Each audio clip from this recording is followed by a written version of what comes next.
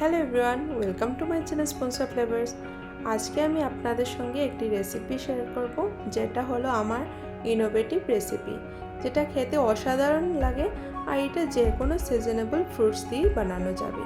তো এখন যেহেতু তালের সিজন, তার জন্য আমি তালের পাল্পটা বের করে এই রেসিপিটি বানালাম।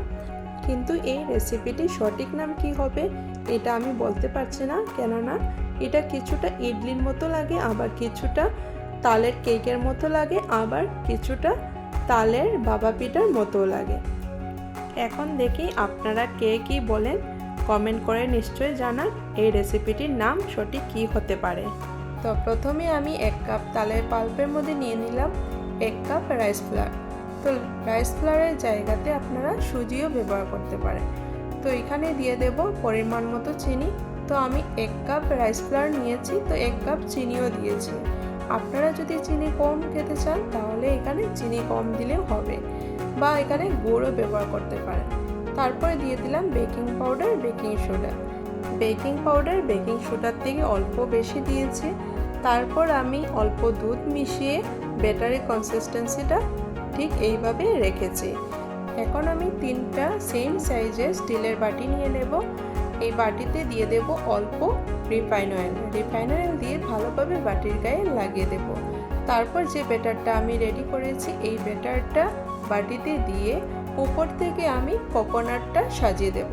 কোকোনাটটা আমি স্লাইস করে দিয়েছি। আপনারা চাইলে ডেসিকেটেড কোকোনাটও দিতে পারেন বা পুরানো নারকেলও দিতে পারেন।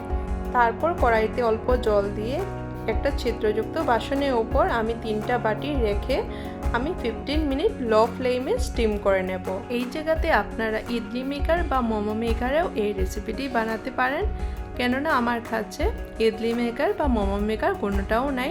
আমি যখনও ইডলি বা মোমো বানাই এইভাবেই বাটিতে বা এই ছিদ্রযুক্ত বাসনটাতেই বানিয়ে থাকি। তো এই বাটিগুলো আমার কিন্তু অনেক কাজের। এই বাটিগুলো দিয়ে আমি অনেক কিছু রেসিপি বানিয়ে থাকি। তো 15 মিনিট পর আমি একটি টুথপিক দিয়ে চেক করে নিলাম। তো এটা সম্পূর্ণ হয়ে গেছে, কিন্তু এখনও আমার এই রেসিপিটি কিন্তু শেষ না।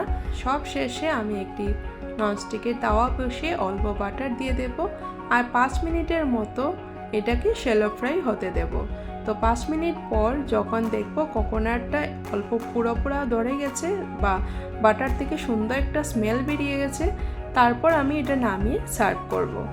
তো আমার আজকের এই ইনোভেটিভ রেসিপি যদি আপনাদের ভালো লেগে থাকে তাহলে প্লিজ লাইক, শেয়ার, সাবস্ক্রাইব করে আমার পাশে থাকবেন।